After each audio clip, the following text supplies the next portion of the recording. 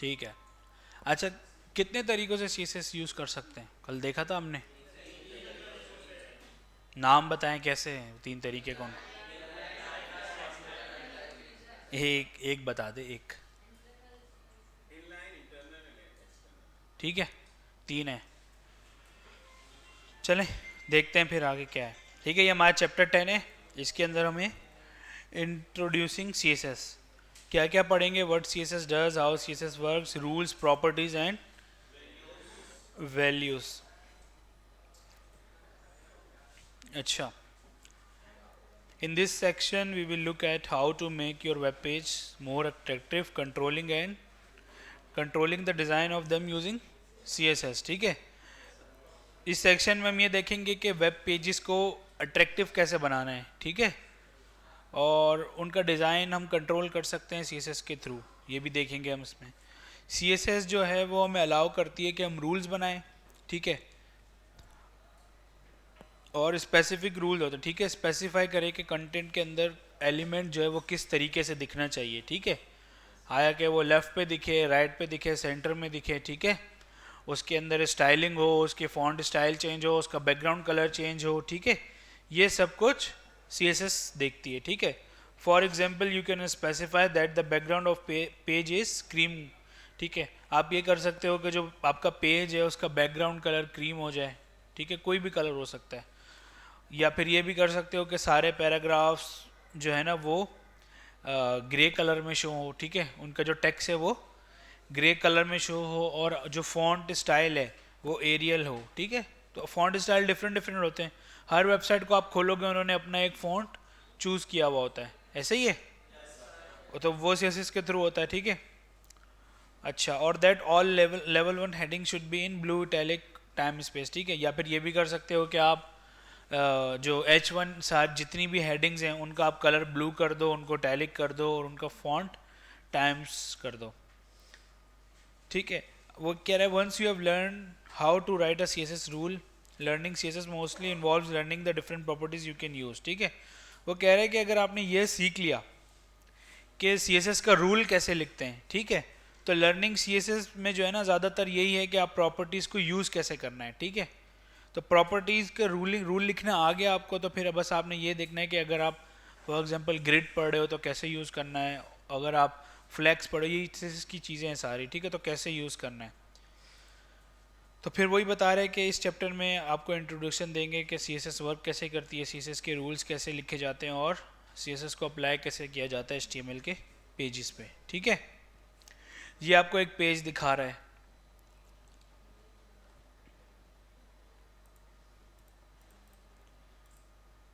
ठीक है, अभी आपको एक पेज दिखा रहा है जिसके अंदर CSS लगी हुई है।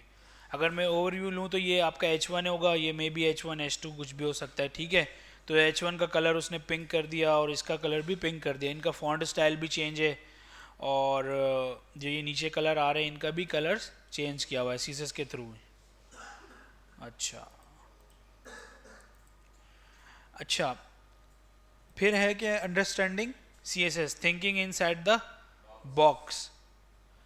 ये कह रहे हैं कि CSS को समझने के लिए, या CSS काम कैसे करती है उसको समझने के लिए आपको ये समझना है कि there is an invisible HTML, there is an invisible box around every HTML element. कैसे, मैं आपको बताता हूँ, पहले हम फोल्डर बना लें आज का।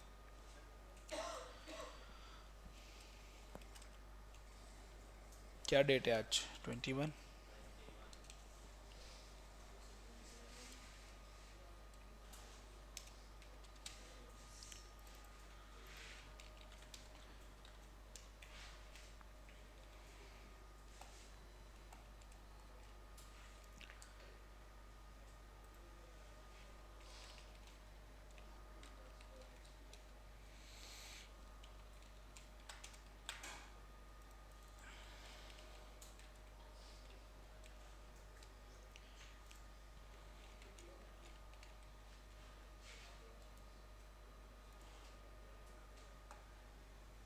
अच्छा, वो कह रहे हैं कि अगर आपको CSS समझनी है तो आप ये देखें कि हर HTML के अराउंड एक बॉक्स है।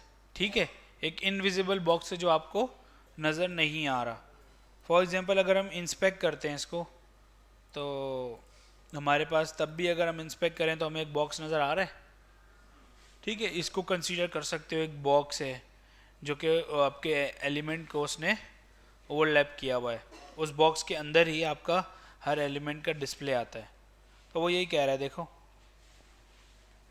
अब वो कह रहा है कि ये जो पेज है, you can see a basic HTML page, ठीक है। On the right hand you can see the same HTML page but I have edit outlines to each of the element so that you can see how CSS will treat. अच्छा, वो यही कह रहा है कि ये एक बॉक्स है, ठीक है, सारी चीज़ें इसके अंदर हैं।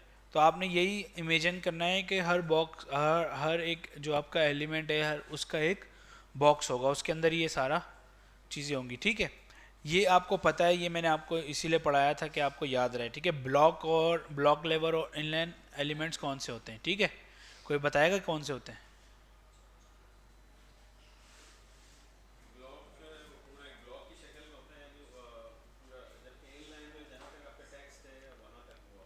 इनलाइन का जितना आपका कंटेंट है, ठीक है, टेक्स्ट इमेजेस भी हो सकती है ना, तो जितना कंटेंट है उतनी स्पेस लेता है इनलाइन।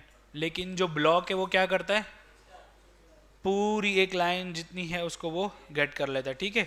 भले जो कंटेंट है वो आपके हाफ उसमें आए लेकिन वो पूरा ही गेट कर लेगा। तो ये चीज़ें याद रखने वाली हैं, सीएसएस में हमें ये बहुत काम आएंगी।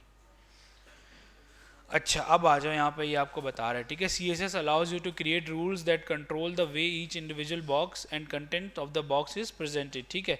अब देखो ये एक पूरा बॉक्स है जो बाहर है, फिर कॉटेज गार्डन ये एक हेडिंग है, ये इसका बॉक्स है, फिर इस पैराग्राफ का एक बॉक्स है, फिर इस पैराग्राफ के अंदर देखो एक और टैग है ना, इटैलिक का या एम्फेसाइज का, तो वो है। इस तरह अंडरलाइन का टैग है, फिर से अंडरलाइन का टैग है, ठीक है। तो ये सब टैग्स के ऊपर ही एक बॉक्स बना हुआ होता है, ये हमें इमेजिन करना है, ठीक है। माशाल्लाह।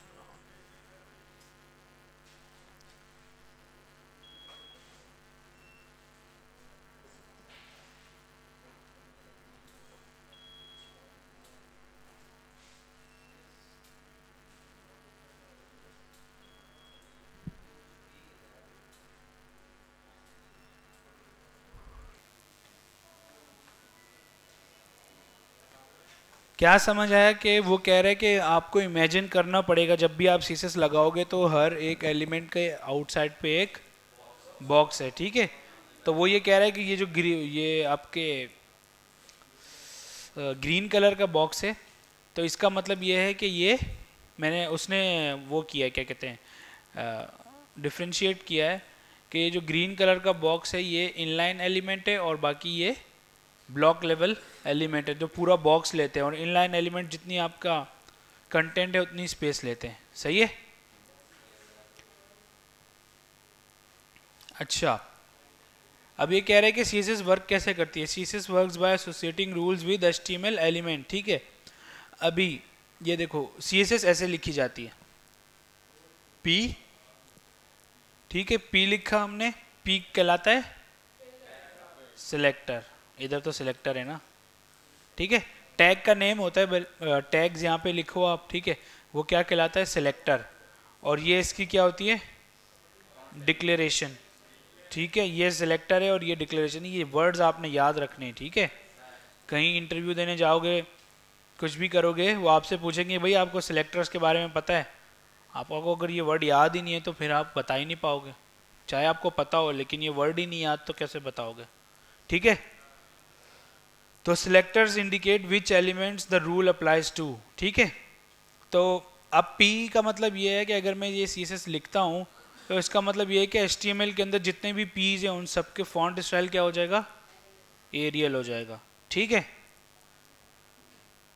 अब आ जाता, CSS properties effect how elements are displayed, और CSS declaration sits inside curly brackets, ठीक है। इसी तरह यही बात हो रही है कि करली ब्रैकेट्स के दरमियान में होती है, ठीक। और ये सेपरेटेड होती है किससे, प्रॉपर्टी और वैल्यूज है। तो प्रॉपर्टी क्या है यहाँ पे, कलर, और उसकी वैल्यू चेंज हो सकती है ना, येलो की जगह रेड भी कर सकते हैं, ब्लू भी कर सकते हैं। तो सेम फॉन्ट फैमिली है वो प्रॉपर्टी है, और फॉन्ट फैमिली में कोई भी फॉन्ट हो सकता है जो हमने यूज करना हो, ठीक है। अच्छा, यहाँ पे देखो, यहाँ पे सिंगल सिलेक्टर था, यहाँ पे क्या हो गया, कॉमा दे के हमने मल्टीपल सिलेक्टर्स डाल दिए। ठीक, तो अब ये क्या होगा, जितनी ये वाली जो स्टाइलिंग है, इसको आप स्टाइलिंग भी बोल सकते हो, जिसके अंदर फॉन्ट फैमिली एरियल है और कलर येलो है, तो ये जितनी भी H1 H2 और H3 हेडिंग्स होंगी ना, उन सब पे अप्लाई हो जाएगा। सही है।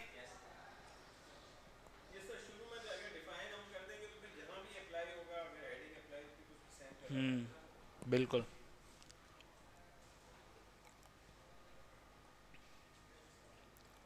अच्छा, चलो इसको कॉपी करते हैं, सिर्फ इस बॉडी को, बल्कि हाँ बॉडी को।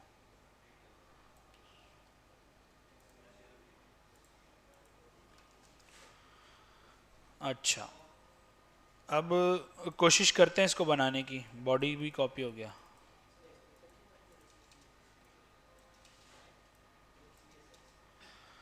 अच्छा, पहले हम काम ये करते हैं कि हम अभी हेड के अंदर CSS लिखते हैं, ठीक है। तो ये कौन सी CSS कहलाती है जो हेड के अंदर लिखी जाती है, स्टाइल के टैग के अंदर? इंटरनल CSS है ये। इनलाइन का मतलब ये होता है कि अगर मैं एक एक को जाके पॉइंट कर रहा हूँ, ठीक है, तो CSS अभी हम कौन सी लिख रहे हैं, जो कि स्टाइल टैग के अंदर होती है, और मोस्टली जो है ना वो हम कहाँ लिखते हैं, हेड के अंदर। ठीक, लिख सकते हैं, मैंने कहा ना मोस्टली लिखते हैं तो। अच्छा, अच्छा हम क्या करते हैं, इसका व्यू देते हैं, ठीक है। तो इसके अंदर अगर हमें नज़र आ रहा हो तो हमारे पास ये एक H1 है और दूसरी H2 है। तो मैंने कहा H1 कॉमा H2, ये आएगा, ये आएगा या नहीं आएगा?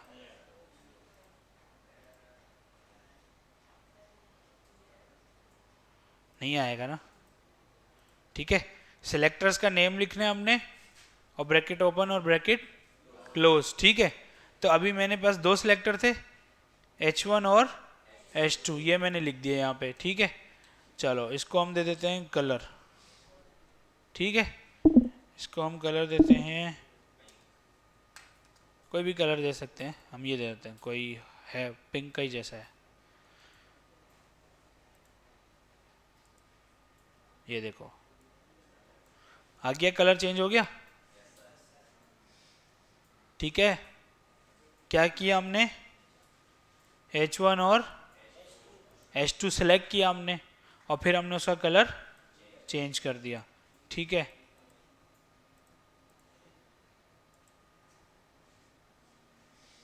फिर मेरे ख्याल में इसका कलर चेंज हुआ है, देख लेते हैं। हाँ बस P का कलर चेंज हुआ है। ठीक है, अच्छा दो हैं, ये तो कलर है, अगर मुझे बैकग्राउंड कलर देना है तो मैं क्या लिखूंगा, बैकग्राउंड कलर। ठीक है, ये दे देता हूँ। अब मैं चाह रहा हूँ कि जो P है ना, जो सिर्फ P हैं, उनके कलर्स भी चेंज हो जाए, तो उसका कलर हम लाइट ग्रे, ये दे देते हैं, लाइट लेट ग्रे। ठीक, कलर्स को अभी हम नेम के थ्रू ही दे रहे हैं। ठीक है, नेम्स जितने आ रहे हैं ना उतने हम दे रहे हैं। ठीक है, फिर हम देखेंगे कि कलर्स को देने के और भी तरीके हैं CSS में। अच्छा, कलर हमने ये दे दिया और हमने यहाँ से ये कलर दे दिया, तो अब देखें क्या होता है। इसको बंद ही कर दें यार।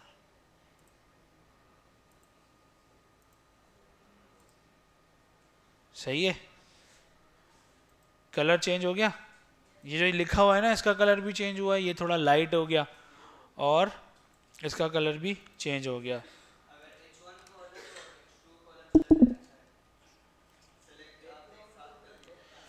जी,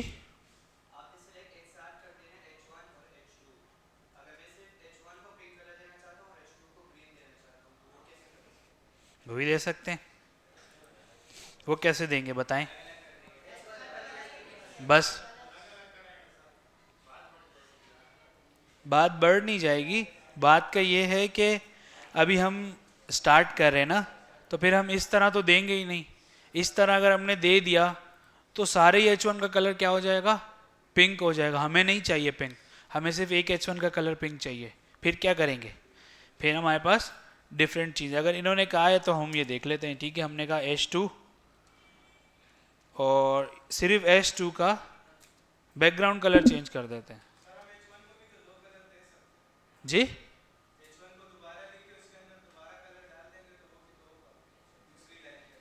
तो एक वक्त में एक ही कलर होगा ना।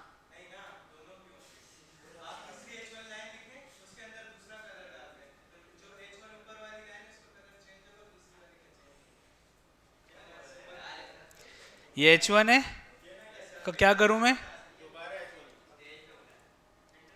अब, इधर ही, तो जाहिर सी बात है ना, वो अभी हम आगे पढ़ेंगे ना। अगर आप लोगों को कुछ आता है तो थोड़ा सा इंतज़ार करें, ठीक है। नहीं जो अगर मैंने क्रॉस क्वेश्चनिंग शुरू करी तो फिर तो आप लोग गए। मैंने तो अभी कुछ छेड़ा ही नहीं आप लोगों को। पढ़ेंगे ना, हम आहिस्ता आहिस्ता पढ़ेंगे, एक बुक को हम कवर कर रहे हैं, ठीक है। तो अभी इसका क्या फ़ायदा, मुझे बताओ क्या फ़ायदा हुआ इसका? फ़ायदा तो कुछ नहीं हुआ, ठीक है। अभी हम ये देख रहे हैं कि सिलेक्टर्स कुछ भी हो सकते हैं, ठीक है। फॉर एग्जाम्पल आई है, ये भी एक सिलेक्टर है ना। अब हम इसको सिलेक्ट कर लें, ठीक है। इसका भी कलर हम कुछ और कर देते हैं, इसका थोड़ा सा डार्क कर दें ताकि नज़र आए, ठीक है। ये कर दिया मैंने, तो इसका कलर ये हो जाएगा, ठीक है। तो हमें अभी ये देखना है कि अभी हम एक तरीके से CSS अप्लाई कर रहे हैं जो कि क्या है, सिलेक्टर्स के थ्रू, ठीक है। इधर लिख देते हैं हम। अच्छा एक चीज़ और है,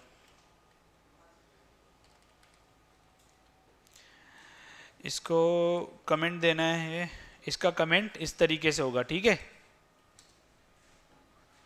अगर आप लोगों को कमेंट याद नहीं होते तो आप लोगों को क्या की बताइए मैंने, हाँ यार, ठीक है ना, ठीक। अभी जो हमने CSS यूज करी है वो इंटरनल की है, ठीक है। तो इंटरनल में क्या हुआ, अच्छा देखें, फ़ायदे और नुकसान होते हैं हर चीज़ के, सही है।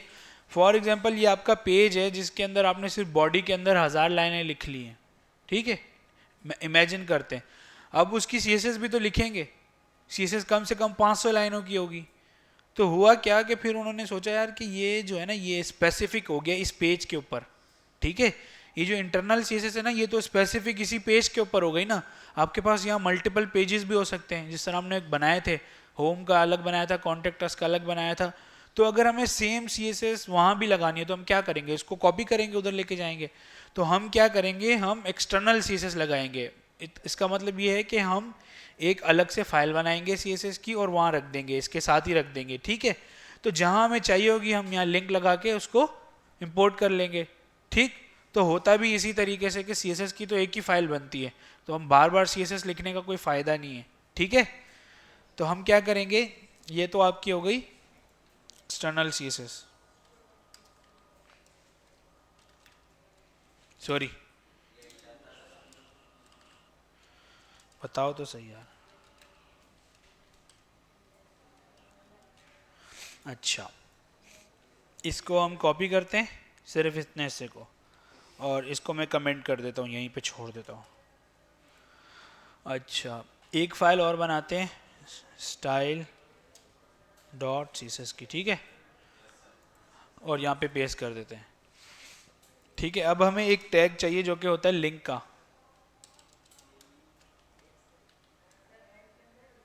जी बिल्कुल। अच्छा हेड के अंदर ही लगाते हैं हम, ठीक है। कोई भी हम स्क्रिप्ट लगाते हैं, स्क्रिप्ट भी आगे जाके लगाएंगे, वो सारी चीज़ें हम किस में लगाते हैं, हेड के अंदर ही लगाते हैं, ठीक है। अच्छा ये आपको बता रहा है कि एक्सटर्नल CSS कैसे यूज़ करनी है।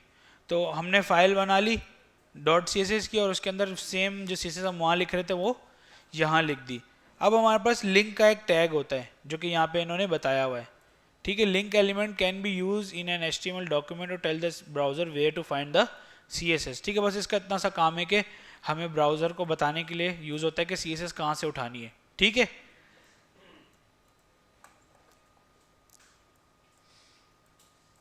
अच्छा, ये कह रहा है कि ये एक क्या है, सेल्फ क्लोजिंग टैग है, ठीक है। इसका क्लोजिंग टैग तो नजर नहीं आ रहा ना आपको कहीं, ये ओपन हुआ और अपने अंदर ही क्लोज हो गया, ठीक है।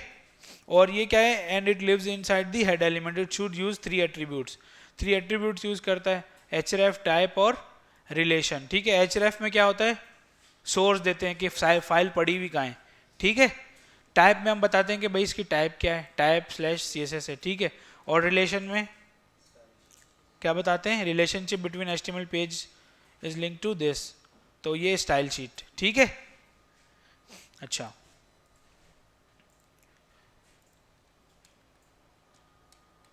कौन कौन से एट्रीब्यूट्स बताए उन्होंने, href पहले लगा देते हैं इसमें css, फिर टाइप, टाइप क्या है, ये है, और रिलेशन क्या है,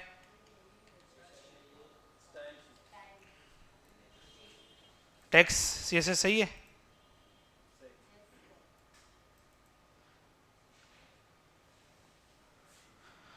अच्छा, ये टाइप बता रहे हैं ना, कल भी हमने जब मल्टीमीडिया की टाइप्स देख रहे थे उसमें भी हमने टाइप लिखी थी, ठीक है। तो इसका मतलब है टेक्स्ट होगी CSS के फॉर्म में, ठीक है।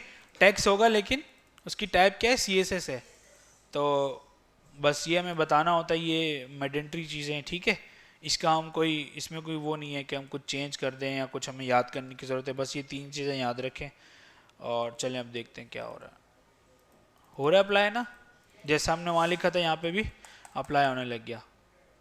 तो ये हो गई हमारी एक्सटर्नल CSS।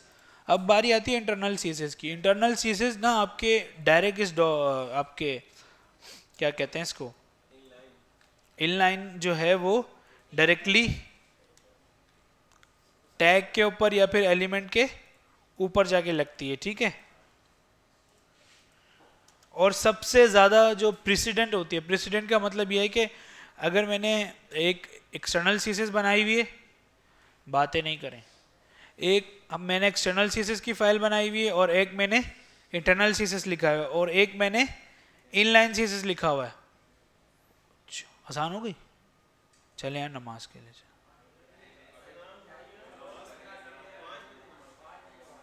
अबू याजान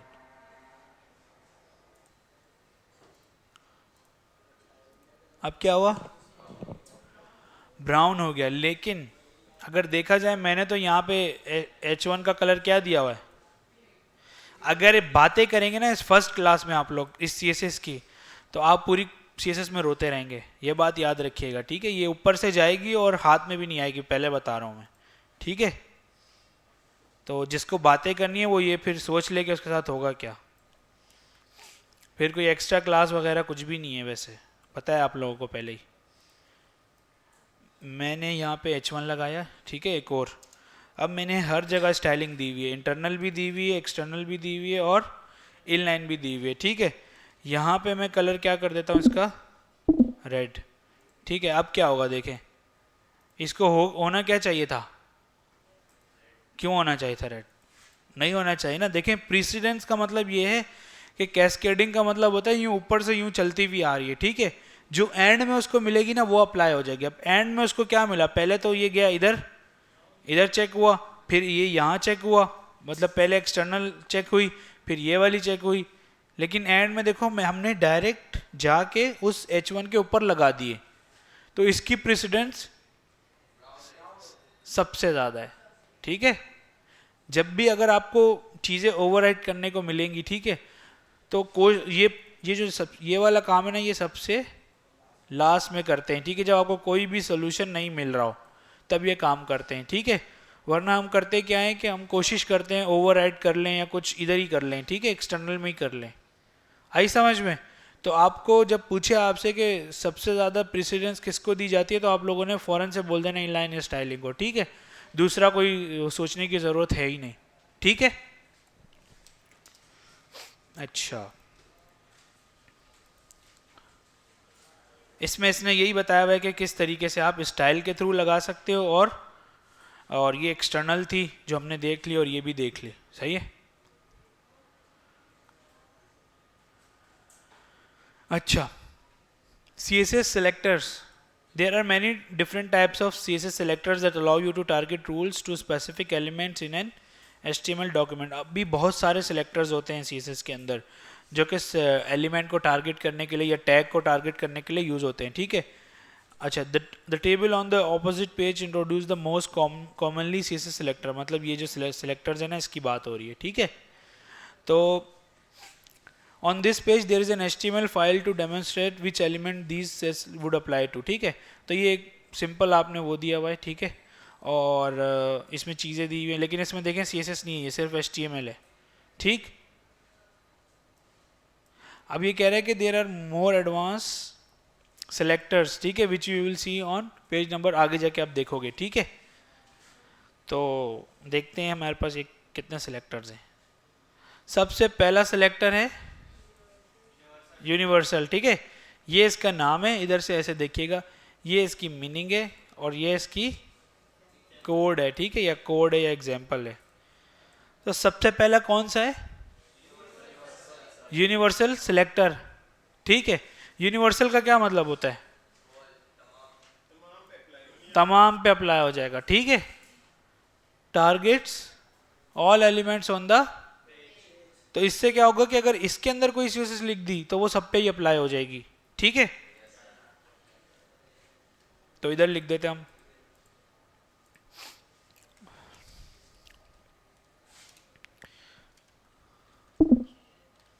इधर हम देते हैं बैकग्राउंड कलर, ठीक. बैकग्राउंड कलर क्या हो गया? क्या हो गया? ठीक है. तो ये पूरी बॉडी का बैकग्राउंड कलर क्या हो गया? जो भी हमने दिया था वो हो गया, ठीक है. किसी को कोई सवाल है? अगर यहीं पे हम फॉन्ट स्टाइल भी चेंज कर दें, हम कहते हैं हमारे पास ये, अच्छा, ये डिफ़ॉल्ट फॉन्ट्स है जो हमारे पास सिस्टम में इंस्टॉल है. हम आगे जाके अपने फॉन्ट्स भी देखेंगे कि कैसे लगते हैं, ठीक है. अभी ये लगा देते हैं, देखो फॉन्ट स्टाइल चेंज हो गया. अच्छा, हम फॉन्ट फैमिली का ना पूरे आगे जाके वो पढ़ेंगे, तो अभी हम देख लेते हैं कि ये लग कैसे रहा है, ठीक है. फॉन्ट फैमिली लगाया हमने तो ओवरऑल सब चेंज हो गया, ठीक है. कोई इश्यू किसी को? अगर मैं चाहूँ कि इस पैराग्राफ के अंदर फॉन्ट फैमिली क्या हो गया, अच्छा, इसका जो ये है वर्डाना हो जाए, ठीक है. यहाँ पे फॉन्ट फैमिली ये दी हुई, लेकिन यहाँ पे वर्डाना हो जाए तो क्या होगा आपकी नज़र में? चेंज हो जाएगा? हो गया चेंज? नहीं हुआ? हाँ, नहीं हुआ? देख लें, इंस्पेक्ट कर लें. एक हमारे पास यहाँ पे एक्सटेंशन होती है, उसको कहते हैं वर्ड फॉन्ट. गूगल क्रोम की एक्सटेंशन है. एक्सटेंशंस पता नहीं क्या होता है, यहाँ पे आ रही होती हैं एक्सटेंशंस गूगल क्रोम में. तो ये है वर्ड फॉन्ट, इसको इंस्टॉल करेंगे, फिर हमें बस इसको क्लिक करना है, ऑन करना है. ये हमें इसको पिन कर लें यहाँ पे वर्ड फॉन्ट को, ठीक है. अब आ जाए, क्लिक किया आपने, अच्छा एक दफ़ा क्लिक करना पड़ेगा, ठीक है यार.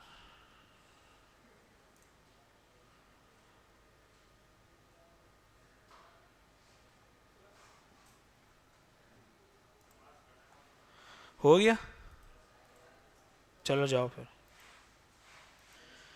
अच्छा, मैं आपको ये बता, कोई पूछ रहा है कुछ? आ जाएंगे यार, आ जाएंगे. अच्छा, मैं आपको ये बता रहा था कि हमने फॉन्ट फैमिली लगाई है यूनिवर्सल सिलेक्टर को यूज़ करके, ठीक है. तो इससे होगा क्या है कि ये ओवरऑल सब पे अप्लाई हो जाएगी, लेकिन हमने स्पेसिफिकली पी में जाके क्या कर दिया, उसको चेंज कर दिया और उसकी फैमिली फॉन्ट फैमिली कोई और कर दी, ठीक है.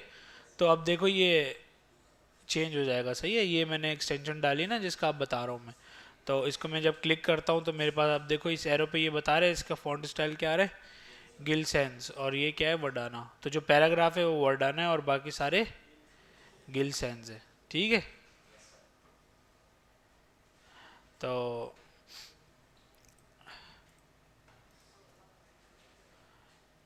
दोबारा क्लिक करेंगे तो ये रिमूव हो जाएगी। अच्छा, फिर हमारे पास है टाइप सिलेक्टर, ठीक है। तो टाइप सिलेक्टर में क्या है हमारे पास, ठीक है, जो टारगेट्स करता है डायरेक्ट एलिमेंट्स को, like H1 H2 H3 H4 P I जो भी है, ठीक है, सबको टारगेट करता है। ठीक, कोई इशू? ये तो हमने पहले ही देख लिया। और ये हमारे पास कौन बोल रहा है? अच्छा जी जी, क्या बोल रहे हैं आप?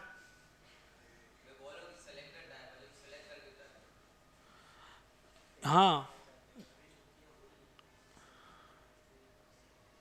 आवाज़ आती है भाई, यहाँ पर तक, यहाँ तक आवाज़ आती है। इतनी बड़ी क्लास तो है नहीं, आप अपनी ज़ुबान ऐसे रखोगे तो क्या आपको कौन क्लास में बैठने देगा? हैं, नोट कर रहा हूँ मैं आपको। अच्छा, बार बार वार्निंग नहीं दी जाती, ठीक है। दूसरा है हमारे पास क्लास सिलेक्टर, ठीक है। हमने क्लास देखी थी कि HTML में हम ऐड कर रहे थे क्लास, किसी को याद है?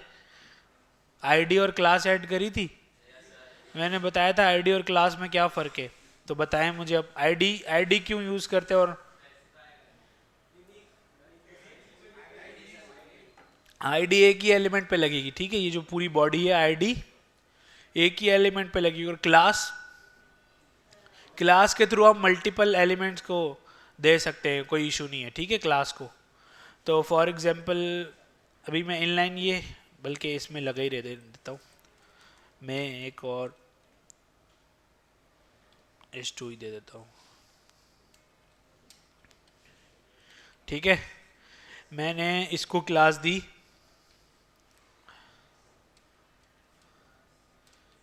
कोई भी नाम दे दिया मैंने, ठीक है। मैंने कहा हेडिंग 2 1 या 2 दे दिया, ठीक है।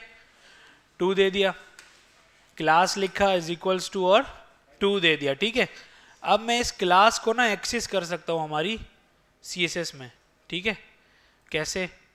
मैं यहाँ आया, मैंने लिखा डॉट और क्लास का नाम, ठीक है।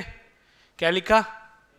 डॉट और क्लास का नाम, और फिर उसी तरीके से ब्रैकेट हमने डाल दिया, ठीक है। तो अब मैं इस क्लास के अंदर इसका कलर जो है ना वो चेंज कर रहा हूँ, सही है, ये रख देता हूँ, ठीक है। तो देख रहे हैं ये टेस्टिंग है, और ये यार वो कलर ही मैच कर गया, उसके जैसा हो गया। असल में ब्लू बैकग्राउंड है ना, इसलिए इसको हटा देते हैं हम, सही है।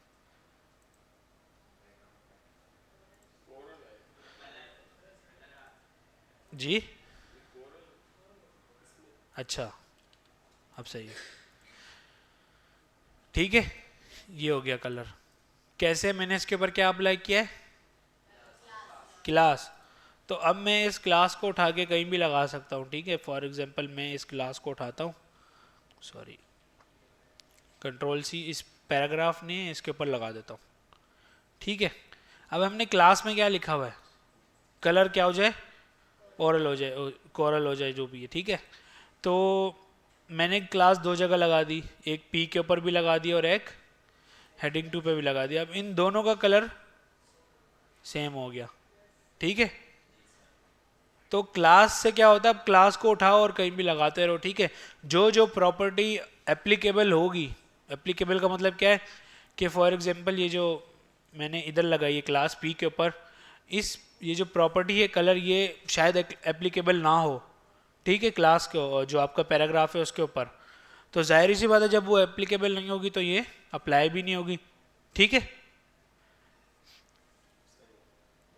कोई इशू? क्लास को डॉट देंगे, क्लास का नाम लिखेंगे और आगे प्रॉपर्टीज डाल देंगे। तो ये 3 सिलेक्टर्स होगा जो हमने पढ़ लिए, ठीक है, यूनिवर्सल, टाइप और क्लास। अब हमारे पास आता है आईडी सिलेक्टर, ठीक है। अच्छा, आईडी क्या करता है? क्या करता है? यूनिक है, ठीक है। फॉर एग्जाम्पल हम H1 देते हैं, ठीक है। H1 के अंदर ही अगर मैं स्टाइल के साथ क्लास दे दूं तो कोई मसला है, या आईडी दे दूं? चले मैं आईडी भी दे देता हूं। मैंने कहा इंट्रो, ऐसे देते हैं आईडी? जी, ऐसे देते हैं? कौन बता रहा है? क्या यूज़ होगा? क्या नाम है आपका पीछे वाले का? इनसे पीछे वाले का? हाँ हाँ, आईडी ऐसे देते हैं, बताओ जी, हैश लगाते। सही बोल रहा है ये? सही बोल रहे हैं नहीं? सही बोल रहे हैं? सही बोल रहे हैं, गुड। एक एग्जाम में पास हो गया, ठीक है। और इसको गेट कैसे करते हैं आईडी को, सीएसएस में कैसे लिखेंगे? हैश से। सही बता रहे थे ना आप? गलत गलत तो नहीं बता रहे हैं? इधर हैश लगाएंगे ऐसे, सही है। और इसको मैंने दे दिया, इसको भी कोई कलर दे देते, इसको ब्लैक दे देते, ठीक है। आईडी किसको लगाई थी हमने? H1 पे, ये तो नहीं चली, क्यों? नहीं, उस में भी। और दूसरा क्या फर्क है जी? हैश नहीं आएगा? कौन बोल रहा नहीं आएगा? और कौन बोल रहा है? चलो हैश हटा देते। अब चलेगा? चल गया? कलर क्या दिया हमने? ये तो नहीं चला जी, ये हटा दो। तो ये क्या है, प्रेसिडेंस हो रही है ना यहाँ पे, ऐसी है ना। इनलाइन को वो प्रीफर कर रहा है, इसको हम रहने देते ना, यहाँ पे हम किसी और पे लगा देते, इस पे लगा देते, ठीक है। अब देखें, हुआ कलर चेंज? नजर नहीं आ रहा? नहीं नहीं, इस पे लगाया ना हमने, इसका कलर देखो ना, इसका कलर अलग है, इसका अलग है, और इसका कलर अलग है। चलो यार, हम इसका कलर ही चेंज कर देते हैं, रेड लगा देते हैं, तो नजर आएगा ना सबको। नहीं लगा? इंस्पेक्ट कर लो, पता चल जाएगा लगा ही नहीं लगा। बैकग्राउंड ऐसा है ना यार।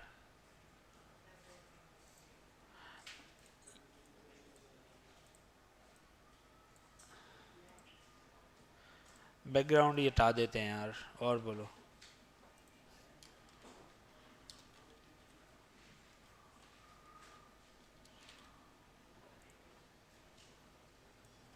अब पता चल रहा है कि ये रेड है, ठीक है।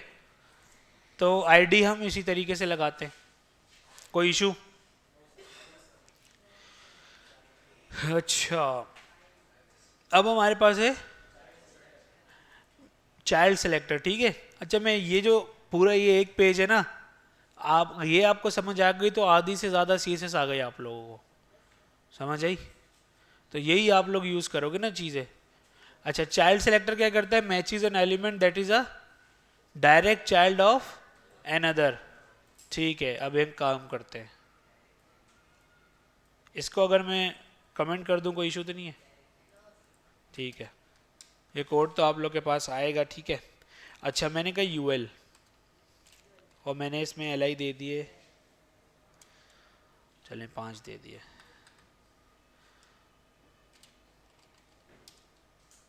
तो नजर नहीं आ रहा,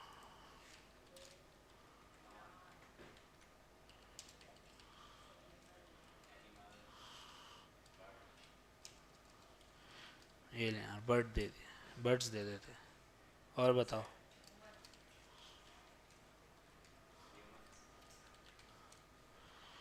सबसे नीचे ह्यूमंस।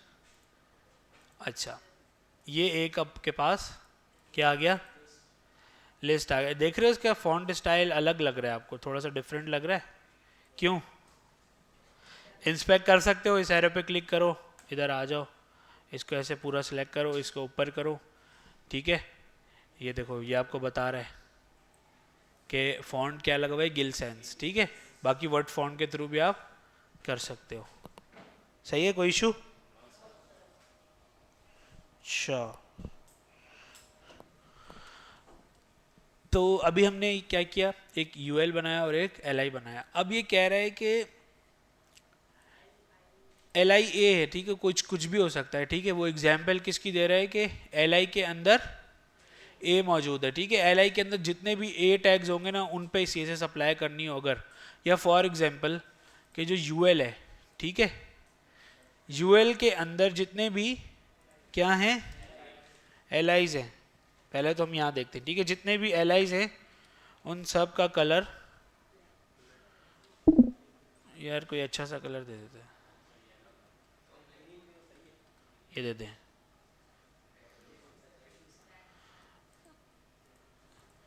हो गया कलर चेंज, सही है। कैसे हुआ, हमने क्या किया, हमने कहा एल यू एल के अंदर जितने भी एल आईज हैं उन सब पे क्या कर दो, कलर अप्लाई ये कर दो, ठीक। अच्छा, अगर मैं एक पैराग्राफ बनाऊं, ठीक है, और उसके अंदर मैंने ये लॉरम इप्सम एक वो डाल दिया, ठीक है। अब मैंने एंकर के टैग्स लगाए बहुत सारे,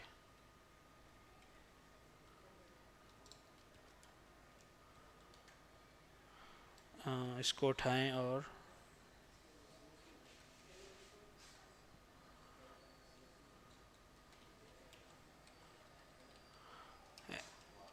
एच रेफ दे दें आप इसको, ऐसे खाली दे दें,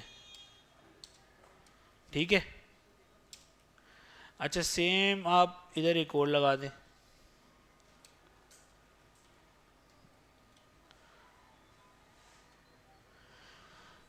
अब हम देखते हैं व्यू क्या आ रहा है। अच्छा ये व्यू आ रहा है, ठीक है, ये और ये। अब मैं ये चाह रहा हूँ कि जो पैराग्राफ है, ठीक है, पैराग्राफ के अंदर जितने भी ए हैं उनका जो कलर है वो आप चेंज कर दो, क्योंकि ब्लू कलर होता है ये हमें अच्छा नहीं लग रहा, आप ये कलर कर दो, सही है। तो क्या होगा, चेंज हो गया कलर, हाईलाइट नहीं हुआ, कलर चेंज हो गया, थोड़ा अजीब सा है यार, ब्लू वायलेट, ठीक है। देखो इसका क्या हो गया, कलर चेंज हो गया, सही है। कोई इशू है किसी को, नहीं है। तो आपको समझ आ गई कि ये क्या करता है, डायरेक्ट चाइल्ड सेलेक्ट करता है। डायरेक्ट चाइल्ड का मतलब ये है कि अगर एक और ए दे देता हूँ मैं, लेकिन वो जो ए है ना वो मैं बी टैग के अंदर दूंगा, तब ये सिलेक्ट करेगा या नहीं, सिर्फ ये बताएं। जिस तरह मैं अभी ए देता हूँ, ठीक है जी,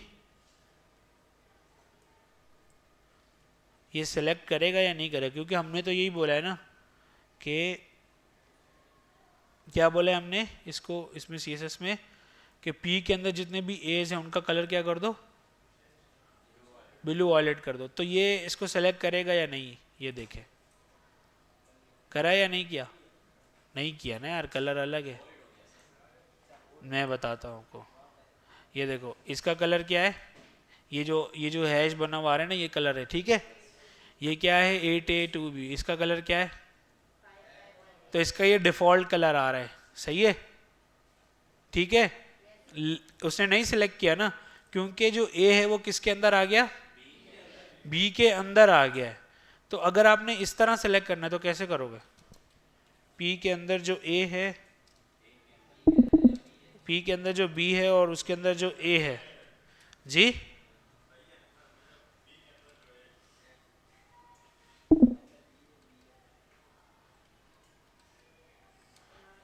चलेगा ये,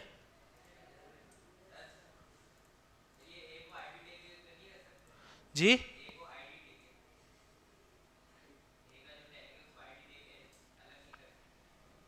कर सकते हैं। वो आपने क्वेश्चन क्यों पूछा, नहीं देखें आईडी का तो कॉन्सेप्ट अलग है, वो आईडी एक ही जगह पे अप्लाई होगी, ठीक है, ज़्यादा तो इतनी मेहनत क्यों करेंगे हम एक एक को आईडी जाके देंगे, मेंटेन करेंगे उसको। आईडी अलग अलग चीज़ है ना। अभी हम इस चीज़ को देख रहे हैं कि ये जो सेलेक्टर है इसका नाम क्या है हमारे पास, चाइल्ड सेलेक्टर, इसको हम कैसे यूज़ कर सकते हैं। आईडी तो देखें अलग चीज़ है। आईडी का मतलब ये है कि एक एट्रीब्यूट को अगर आपने कोई भी स्टाइलिंग देनी है स्पेसिफिकली तो आप दे दो, उसमें चाइल्ड सेलेक्टर्स का लिंक क्यों बनाए हम, बनता ही नहीं है तो ठीक है। तो आई समझ में आप लोगों को, इसका कलर चेंज है और इसका कलर चेंज है, पहले से चेंज हो गया, पहले से कुछ और कलर आ रहा था अब कुछ और कलर आ गया, ठीक है, कोई इशू। तो इस तरह हम जो है ना हिरार्की में मूव कर सकते हैं। ये पेरेंट है पी, फिर इसका चाइल्ड बी है, बी का चाइल्ड ए है, इस तरह मूव कर सकते हो आप, ठीक है जी, बिल्कुल। डिसेंडेंट सिलेक्टर, ठीक है, डिसेंडेंट सिलेक्टर क्या होता है, matches an element that is a descendant of an other specified element, not just a direct child of that element. अब ये कह रहा है कि targets any A element that sit inside a P element even if there are other element nested between them. अच्छा, इसको try करते हैं, एक पैराग्राफ बनाते हैं और, बल्कि इसी में है ना हमारे पास ए, ठीक, पी ए और ये ऐसे ही है, ऐसे ही लिखा हुआ है ना, पी के अंदर ए है, इन सब का जो बैकग्राउंड कलर है वो आप कुछ भी कर दो, ये कर दो, ये कर दो, ठीक है। क्या हुआ, हो गया सबका कलर चेंज। इधर क्या हो रहा था, डायरेक्ट चाइल्ड सेलेक्ट हो रहा था और यहाँ पे क्या हो रहा है, डिसेंडेंट है, ठीक है। पी के अंदर जितने भी एज हैं वो चाहे नेस्टेड हो, मतलब एक एलिमेंट के अंदर आ रहे हो या एलिमेंट के बाहर आ रहे हो तब भी चलेगा, सही है, कोई इशू। इसमें और उसमें फर्क समझ आ गया ना, ये डायरेक्ट चाइल्ड को उठाता है और ये डिसेंडेंट को उठाता है। अब पी के अंदर जितने भी एज हैं वो मिक्स होके एक किसी 10 टैग्स के अंदर आ रहा हो सब पे अप्लाई कर देगा वो, ठीक है। क्या क्या, अच्छा, फिर हमारे पास है adjacent sibling selectors, matches an element that is the next sibling of an other, ठीक है। Target first P element after any H1 element but not other P elements, ठीक है, ये एक दफा ही का काम है, ठीक है। क्या कह रहा है, target the first P element after any H1 element but not other P elements, मतलब एक ही को सिलेक्ट करेगा वो, ठीक है। H1 के बाद अगर 1000 पीज हैं तो जो पहला पी है उसके ऊपर ये अप्लाई हो जाएगा और बाकी ऐसे ही रह जाएंगे। तो हमारे पास ये सिनेरियो बन रहा है, यहाँ पे कहीं बना लेते हैं, एक H1 डालते हैं यहाँ पे,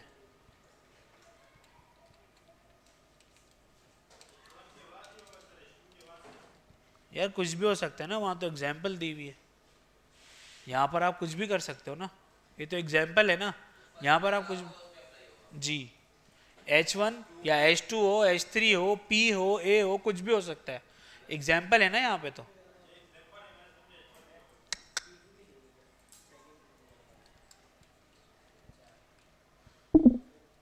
ठीक, मैंने कहा H1 के बाद सॉरी P कर लेते हैं, P कर लेते हैं, उसके जो बैकग्राउंड कलर है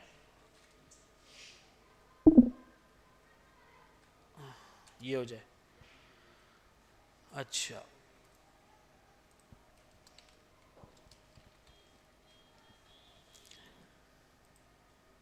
देखे मैंने 2 P बनाए, ठीक है, तो दूसरे P पे तो अप्लाई नहीं हुआ, ठीक है। यही है ना सिलेक्टर का काम, कि हमने क्या करना है, फर्स्ट सिबलिंग को सेलेक्ट करना है नेक्स्ट, और general sibling selector matching N element that is a sibling of another although it doesn't have any does not have to be the directly precedent element, ठीक है। if you had 2 P elements that are sibling of H1 element this rule would apply to both of them, ठीक है। कैसे, H1 और ये pound का sign और P और देन दिस, ठीक है।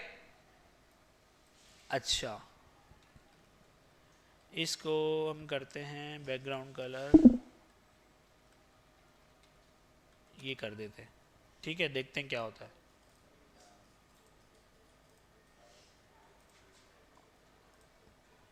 क्या हुआ? दोनों पे हो गया, क्यों जी? बीच में पी नहीं है ना, कहाँ नहीं हुआ? तो पी कितना है? और ये बीच में पी है ही नहीं भाई, गैप है। कहाँ? यहाँ पर? तो यहाँ हमने अप्लाई नहीं किया हुआ, सीधे अप्लाई की हुई है ना, हमने पिक करके स्पेसिफिकली सीधे अप्लाई की हुई है ये वाली, इसलिए नहीं हो रहा ये। ठीक है, ये वाली।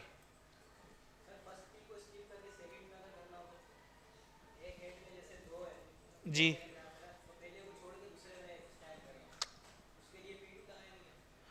नहीं कर सकते, इन सेलेक्टर से तो नहीं कर सकते आप।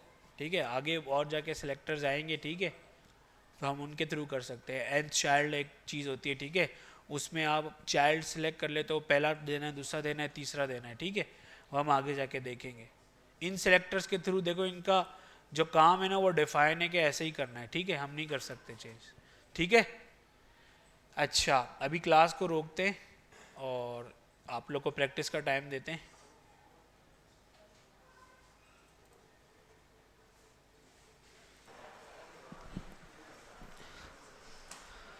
अच्छा, ये तो हमारे पास ख़त्म हो गए सारे सेलेक्टर्स, ठीक है, ये बहुत इंपॉर्टेंट है, इनकी अच्छे से प्रैक्टिस करनी है, ठीक है।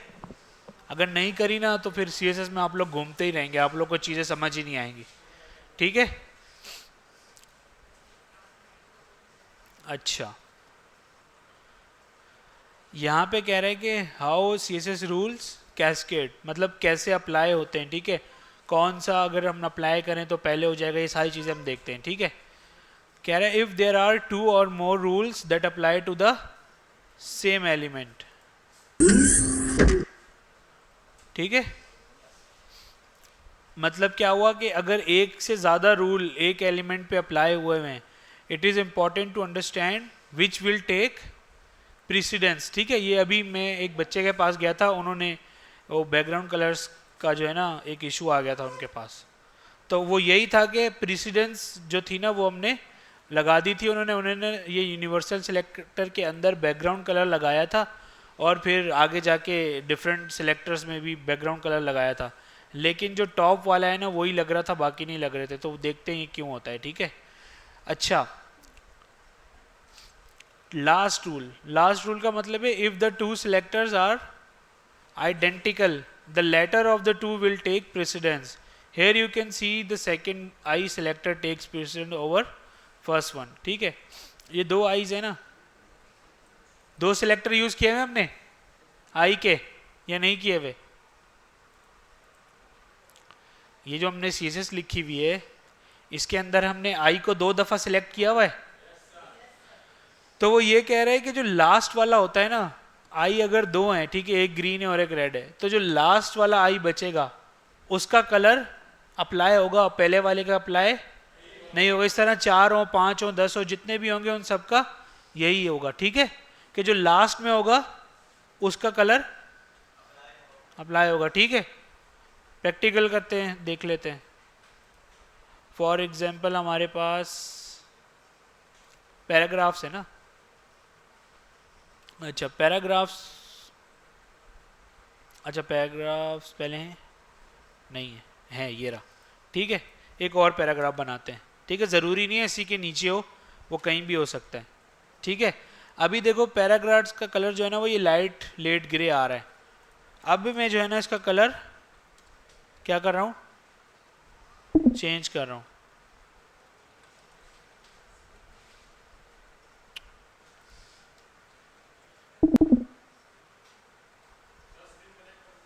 जी नहीं आ रही स्क्रीन,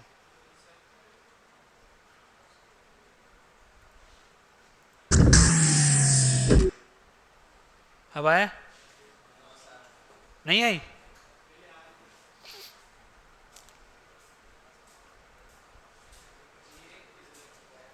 जी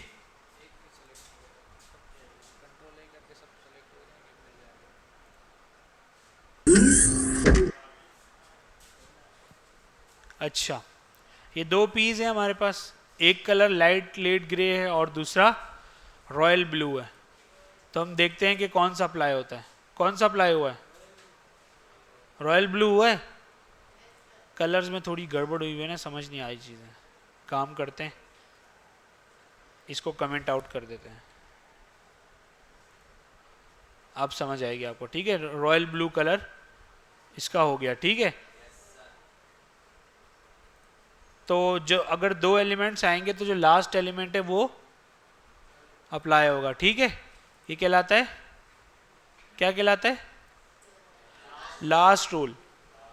अच्छा, फिर है हमारे पास स्पेसिफिसिटी।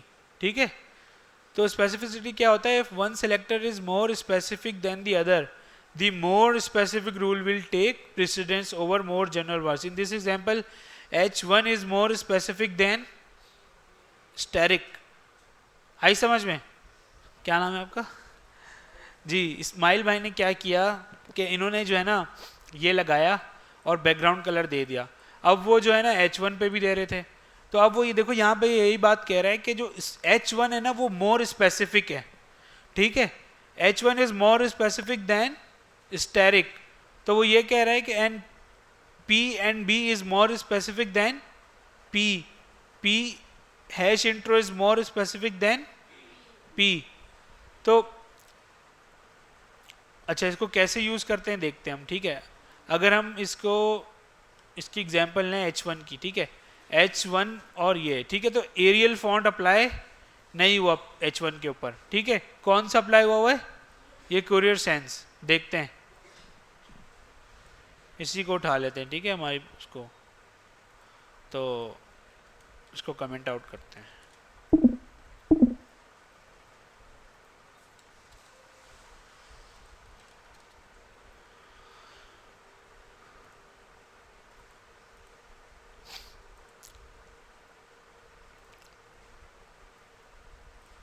हमने जो है ना पूरी बॉडी को कलर क्या दे दिया? पूरी ओवरऑल क्या अप्लाई कर दिया हमने? Font family Arial. लेकिन H1 को क्या दिया हमने? कुरियर न्यू ना। तो हम बर्ड फॉन्ट पे जाते हैं और चेक करते हैं, इसको क्या आ रहा है? Courier new. लेकिन ओवरऑल पूरी बॉडी को क्या आ रहा है? ठीक है, मिक्स आ रहा है, क्योंकि वर्डाना भी हमने इधर से दिया होगा, नीचे ये दिया हुआ है ना, तो स्पेसिफिसिटी यहाँ पे भी आ गई। ठीक है, तो H1 क्या है? मोर स्पेसिफिक है इससे, तो इस वजह से फॉन्ट फैमिली ये वाली अप्लाई हुई है, तो इसको कहते हैं स्पेसिफिसिटी। ठीक है, वो समझ नहीं आया तो बता दें। अच्छा देखो, ये दो टैग हैं हमारे पास। ठीक है, जो ये स्टेरिक का टैग है इसने फॉन्ट फैमिली क्या दे दी? एरियल। ठीक है, अच्छा अब एरियल सब पे अप्लाई हो जाएगा जितने भी टैग्स हैं, लेकिन हमने एक और टैग, एक और सेलेक्टर यूज किया H1, हमने उसका जो फॉन्ट फैमिली है ना वो क्या कर दी? चेंज कर दी। तो जो मोर स्पेसिफिक है, फॉर एग्जांपल कोई एक बंदा है उसका नाम है अली। ठीक है, और एक बंदा, उस जो दूसरा बंदा है उसको नहीं पता इसका नाम क्या है। ठीक है, वो बोलेगा ये बिलाल का भाई है अली, और एक है अली, तो कौन सा स्पेसिफिक होगा? अली उसका डायरेक्ट नाम ले ले या फिर बिलाल के भाई को बोले, बिलाल का भाई जो है ना उसको बुला दे, तो क्या क्या आसान रहेगा? तो अली है ना वो स्पेसिफिक है भाई, उसका ही नाम है, उस पर ही बात हो रही है। ठीक है, बिलाल के दो भाई भी हो सकते हैं। हाँ, किसके लिए? तो वो जब सामने वाला नहीं पहचानता तो स्टेरिक यूज करेगा, जब पहचानता है तो H1 यूज करेगा। जी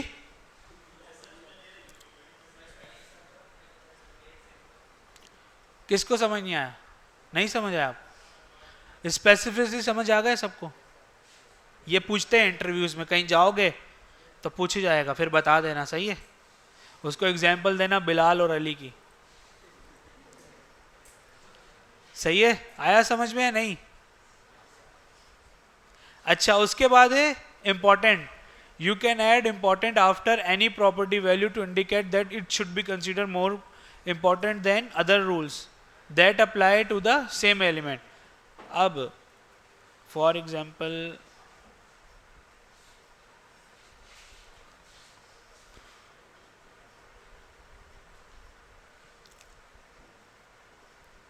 इनकी एग्जाम्पल क्या है हमारे पास, पी बी है, ठीक है। पी के अंदर जितने भी बोल्ड के टैग्स हैं हमने यूज़ किए हैं, पी बी के अंदर नहीं यूज़ किए ना। अच्छा, तो पैराग्राफ के अंदर हमारे पास बोल्ड के टैग्स मौजूद हैं, ठीक है। अच्छा,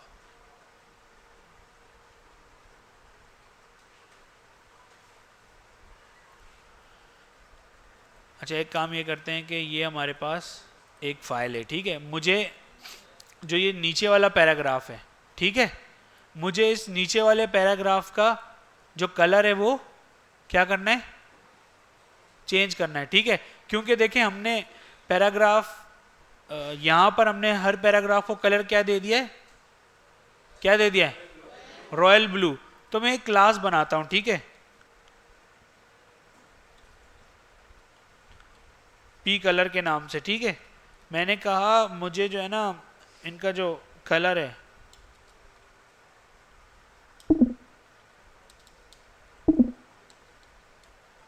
वो चाहिए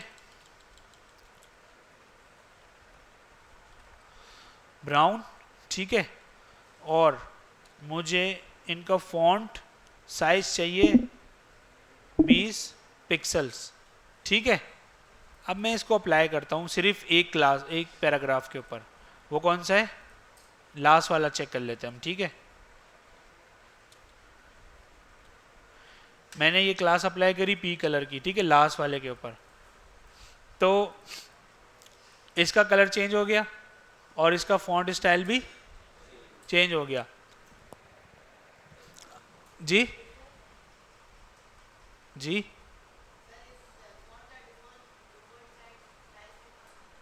यार डिफ़ॉल्ट साइज ये जो हमने वर्ड फॉन्ट डाला है ना, इससे आप देख सकते हो अभी क्या आ रहा है, 16 पिक्सल है, ठीक है। डिपेंड करता है हर जो आपके पास एट्रीब्यूट है ना, जो आपके पास हर टैग है, उन सब के अलग अलग वो जो है ना वो होते हैं, ठीक है। जिस तरह ये H1 है तो इसका फॉन्ट साइज़ क्या है 32, और ये LI है, इसका फॉन्ट नॉर्मल आ रहा है, ठीक है, इसका फॉन्ट 20 आ रहा है, ठीक है। तो अलग अलग स्टाइल्स हैं, सही। अच्छा, लेकिन यहाँ पे पी कलर के थ्रू ना ये अप्लाई हो गया। अच्छा, हम ये करते हैं कि एक डिव बनाते हैं। डिव का मतलब पता है क्या होता है, डिव बनाया था हमने पहले कभी CSS के अंदर, जी। अजान हो रही है, चलें इधर होती है तो फिर देखते हैं। अच्छा, बैकग्राउंड कलर हमने यहाँ से रिमूव कर दिया,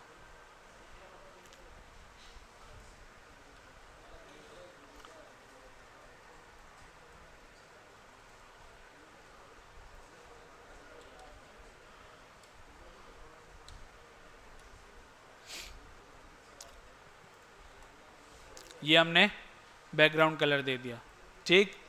और H1 का ऑटोमेटिकली बैकग्राउंड कलर क्या आ रहा था, ये वाला, ठीक है। अगर इम्पोर्टेंट जो है ना तब यूज़ होता है जब हमारे पास कोई हम CSS अप्लाई कर रहे हो लेकिन उस पर जो है ना इशू आ रहा हो। इशू ये आ रहा हो कि वो वाली CSS अप्लाई नहीं हो रही, लेकिन हमें जो है ना ज़बरदस्ती वो CSS अप्लाई करनी है, तो फिर हम यूज़ करते हैं उसको। तो इन्हीं की एग्जांपल में हमारे पास बोल्ड का टैग होगा,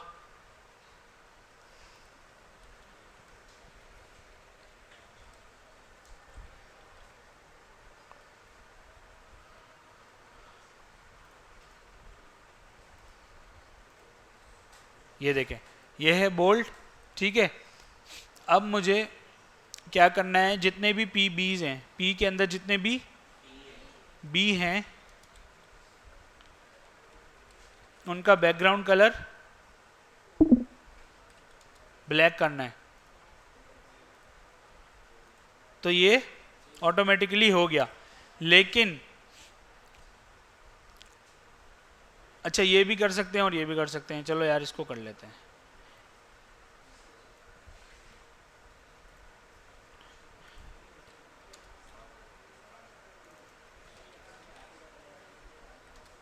अच्छा, अब मैंने क्या बोला, जितने भी पीस उन सबका बैकग्राउंड कलर क्या हो जाएगा, पिंक।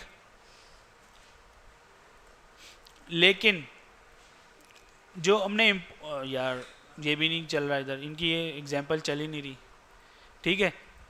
इम्पोर्टेंट जो है ना फिर हम कभी देख लेंगे यार, इम्पोर्टेंट अभी थोड़ी देर में देख लेते हैं, कहीं और यूज़ हो रहा होगा तो भी देख लेंगे। अच्छा, ये हेडिंग है, इसका भी कलर है यार।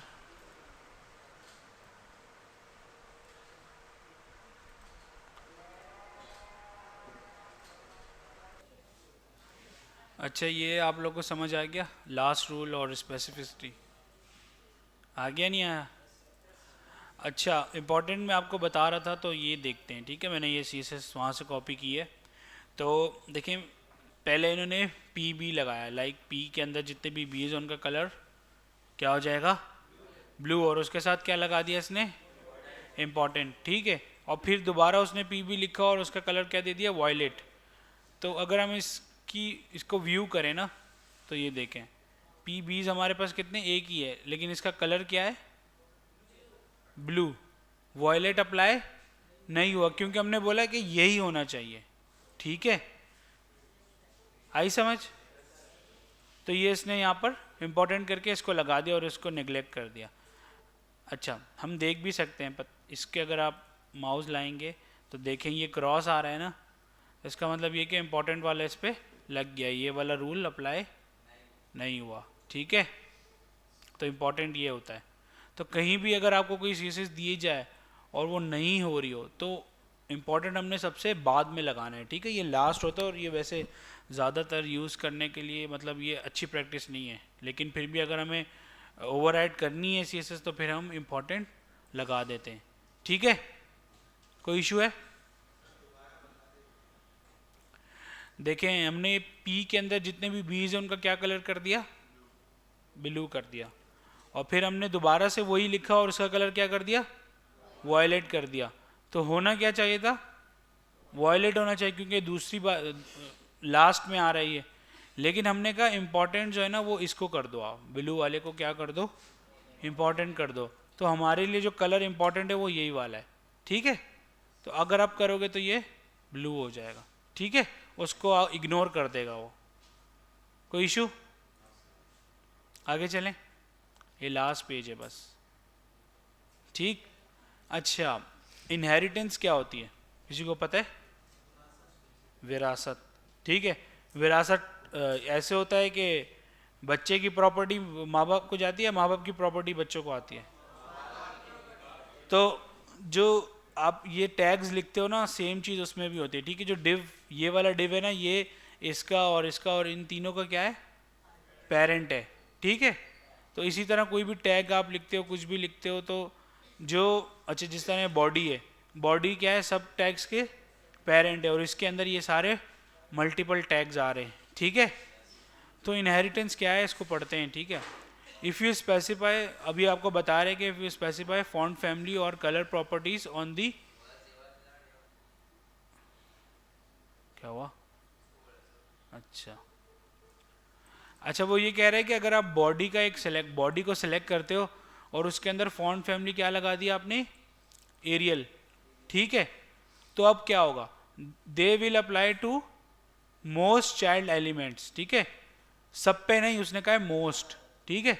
तो बॉडी के अंदर जितने भी चाइल्ड एलिमेंट होंगे ज़्यादातर पे ये क्या हो जाएगी, ऑटोमेटिकली अप्लाई हो जाएगी, ठीक है। इनहेरिटेंस ये होता है कि फॉन्ट फैमिली उसने जो भी आपका पेरेंट था उससे ले ली, ठीक है। तो एरियल जो है ना सब टैग्स पे अप्लाई हो जाएगी, इनहेरिटेंस को कहते हैं, ठीक है। उससे होता क्या है कि saves you from having to apply this property to as many elements, ठीक है। मतलब कि आपको सेव करता है ना, अपने बॉडी पे लगा दिया फॉन्ट फैमिली, अब आपको बार बार जाके किसी PH1 पे लगाने की ज़रूरत नहीं है, ठीक है। अच्छा, अब ये कह रहे हैं कि you can compare this with the background colour और background border properties, they are not inherited by child elements. For example ये आपके पास एक क्या है, डिव है टॉप वाला, ठीक है। इस डिव के ऊपर क्लास क्या लगाई हुई है, पेज, यार डिव की क्लास थोड़ी है, पेज लगाई हुई है, ठीक है। उस पेज को मैंने क्या कलर दिया है, ओ सॉरी बॉर्डर क्या दिया है, ये दिया है बैकग्राउंड कलर, ये दिया, और पैडिंग, पैडिंग कहाँ से ले ली हमने, इनहेरिट। तो इसकी पैडिंग की वैल्यू क्या होगी, इनहेरिट नहीं होगी, इनहेरिट हमने बोला कि वैल्यू तो कुछ ना कुछ होगी ना, क्या होगी यहाँ से देख के बताएं, ये 10 पिक्सल्स, ठीक है। बॉडी डिव तो बॉडी के अंदर आएगा ना, तो बॉडी पेरेंट है ना, बॉडी को हमने क्या पैडिंग दे दी थी 10 पिक्सल्स, तो 10 पिक्सल उसने इनहेरिट लिखा और पेरेंट से गेट कर ली, ठीक है। ये पेरेंट की प्रॉपर्टीज लाएगा, ठीक है, ग्रैंड पेरेंट और उनकी प्रॉपर्टीज नहीं आएंगी, ठीक है, ये बात याद रखिएगा, सिर्फ पेरेंट से इनहेरिटेंस मिलेगी आपको, सही है। अच्छा, वो ये कह रहे हैं कि जिस तरह बैकग्राउंड कलर और बैकग्राउंड प्रॉपर्टीज है ना, ये नहीं इनहेरिट होती, ठीक है। मतलब कि देखो बॉडी के अंदर तो H1 भी आ रहा है, P भी आ रहा है, सब आ रहा है, लेकिन सॉरी डिव के अंदर, और इसके अंदर हमने प्रॉपर्टीज क्या लगाई है, बॉर्डर और बैकग्राउंड कलर, लेकिन ये वाली जो प्रॉपर्टीज है ना, ये इनमें से ना H1 ने ली, ना P ने ली, या किसी ने भी नहीं ली, ऐसे ही है। और जो बॉर्डर है, बॉर्डर देखो, बॉर्डर भी कहाँ अप्लाई हुआ है, बाहर, ठीक है, इस वाले डिव के ऊपर। कैसे हम देखते हैं इसको,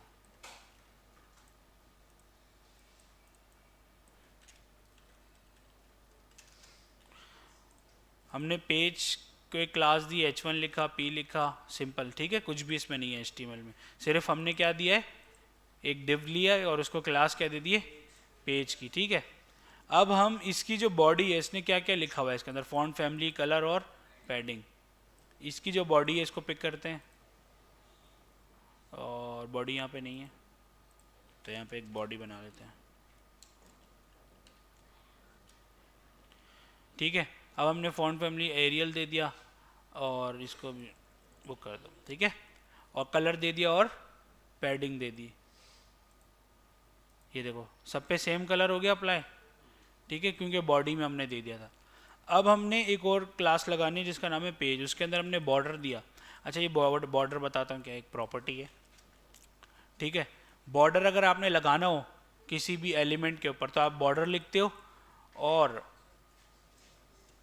W, ये चीज़ याद रखना इसमें, WSC, अच्छा WSC क्या मतलब है, विथ, स्टाइल और कलर, ठीक है। तो बॉर्डर को अगर बॉर्डर आपने देना है तो सबसे पहले आप क्या दोगे, विथ, फिर आप क्या दोगे, फिर क्या दोगे, कलर, ठीक है।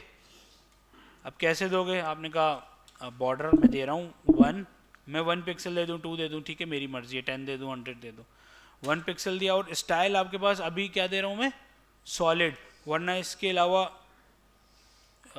ये डबल भी आता है, डॉटेड भी, ये सारी चीज़ें आती हैं, ठीक है। तो अभी हम क्या दे रहे हैं, सॉलिड कलर दे रहे हैं, मतलब सीधी लाइन होगी, ठीक है, डॉट डॉट्स बने हुए नहीं आएंगे, या डबल लाइन नहीं होगा, सिंगल होगी, ठीक है। और इसको मैंने क्या दे दिया, कलर क्या दे दिया, रेड। तो कभी भी ये चीज़ आप याद रखोगे ना, WSC, तो फिर आपको ईजी हो जाएगा, वरना अगर आपने आगे पीछे दी तो ये लगेगा ही नहीं जी। नहीं यार, ये तो मैंने आपकी याद के लिए रखा है, ठीक है, याद रहे आपको, ये नोटबुक नोट कर लेना, याद कर लेना। अच्छा देखते हैं, ये देखो, ये बाहर वाले जो डिव है, देखो ये डिव के अंदर आ रही है, ये सब कुछ किसके अंदर आ रहा है, डिव के अंदर आ रहा है। तो जो डिव के अंदर आ रहा है उसके अंदर बॉर्डर है, बैकग्राउंड है और पैडिंग है। पैडिंग हमने यहाँ से इनहेरिट कर ली, पैडिंग क्या है ये भी हम देखेंगे, ठीक है, अभी बस ये देखें कि हमने इनहेरिट कर लिया है, सही है। तो पैडिंग के वैल्यू यहाँ से आ गई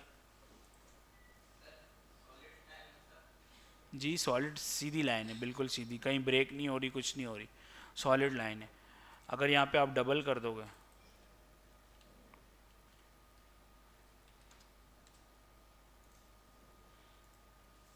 अच्छा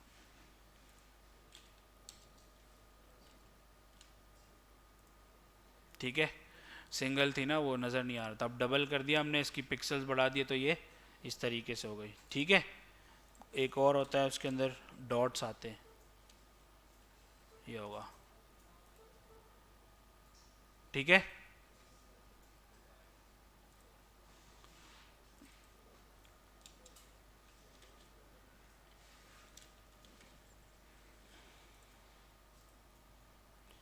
कोई इशू आ गया समझ में? आया नहीं आया? नहीं आया यार? नहीं आया तो पूछो, ये आवाज़ें मुंह नीचे करके आवाज़ निकालने का क्या फ़ायदा? नहीं आया तो बताओ नहीं आया। आ गया समझ में? क्या होता है इनहेरिटेंस, कौन बताएगा?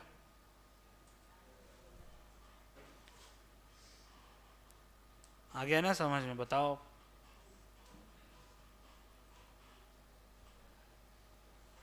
कोई भी बता दे। हाँ, प्रॉपर्टीज वैल्यूज जो भी हम सीसेस की देंगे वो इनहेरिट करनी हो तो हम पेरेंट से ले सकते हैं, ठीक है। कुछ ऐसी चीज़ें होती हैं जो ऑटोमेटिकली इनहेरिट हो जाती हैं, ठीक है। अब आपने वो बायो पढ़ी होगी तो आप लोगों को समझ आ जाएगी, ठीक है। कुछ ऐसी चीज़ें होती हैं जो खुद ही इनहेरिट हो जाती हैं, ठीक है। कुछ अपनी चीज़ें ऐड करते हैं, ठीक है। तो ये सारी चीज़ें होती हैं, तो इनहेरिटेंस उसी तरह काम करती है। सही। अच्छा, ये बोल रहा है why use external style CSS, तो सॉरी स्टाइल शीट्स। तो मैंने आपको बताया था कि एक्सटर्नल स्टाइल शीट्स जो है ना हम इसलिए यूज़ करते हैं कि हमारा जो कोड है वो मैसअप ना हो जाए, ठीक है। और कोई उसका वो नहीं है। और एक फ़ायदा ये है कि अगर आपने फाइल के अंदर लिखा हुआ है तो उस फाइल को आप मल्टीपल पेजेस पे भी इंपोर्ट करके लगा सकते हो, ठीक है। तो जो थीम्स होती है ना पूरी वेबसाइट की, उसमें डिफरेंट पेजेस होते हैं, तो उसमें एक ही CSS फाइल लगाई होती है ताकि कोई इशू ना आए, ठीक है। चलो भाई, ये चैप्टर ख़त्म हो गया। इसके अंदर CSS के बारे में बताया जा रहा है कि जो CSS 1 है वो कब आई थी, 1996 में, और 98 में दोबारा से 2 साल बाद CSS 2 आ गई, ठीक है। अब उसके बाद से क्या चल रहा है, CSS 3 चल रही है, ठीक है। ये चल रही है और मेजर ब्राउज़र जो है उसको चला रहे हैं, और ये बुक भी पुरानी है 2011 की, सही है। 98 के बाद देखें CSS 3 कब आई है, कब आई है? 2000 लगा लो, ठीक है। तो 2011 में बुक आई ना। बेसिक्स तो चीज़ें सेम रहती है। हमने बुक इसलिए चूज़ की है ये वाली कि इसके अंदर जो बेसिक्स है ना वो अच्छे से डिफाइन की हुई हैं, ठीक है, इसीलिए चूज़ करिए। अभी बुक ऐसी और कोई आई नहीं है तो हम इसलिए नहीं ले रहे, ठीक है। बाकी हम W3 स्कूल पे कल देखा था ना हमने एक्स्ट्रा चीज़ें, ठीक है। ये चैप्टर ख़त्म हो गया। इसके कुछ की पॉइंट्स है कि CSS हर HTML एलिमेंट को एज अ बॉक्स ट्रीट करता है, ठीक है। Rules are made up of selectors and declarations. Declaration क्या होता है, प्रॉपर्टीज है जो भी हम दे रहे हैं, बॉर्डर्स दे रहे हैं, कलर्स दे रहे हैं। Different types of selectors allow you to target your rules at different elements, ठीक है। Declarations are made up of 2 parts, the properties of the element that you want to change and the value of those properties, for example the font family property and this, ठीक है। Declaration के बारे में बता रहा है। और CSS rules usually appear in a separate document although they may appear within an HTML page. तो ये रिकमेंड कर रहा है कि एक अलग फाइल बना के काम किया करो, ठीक है। कोई इशू? ये चैप्टर कंप्लीट हो गया। असाइनमेंट्स आपके कल सुबह तक आ जाएंगे, ठीक है, जो जिसके अंदर हमारे पास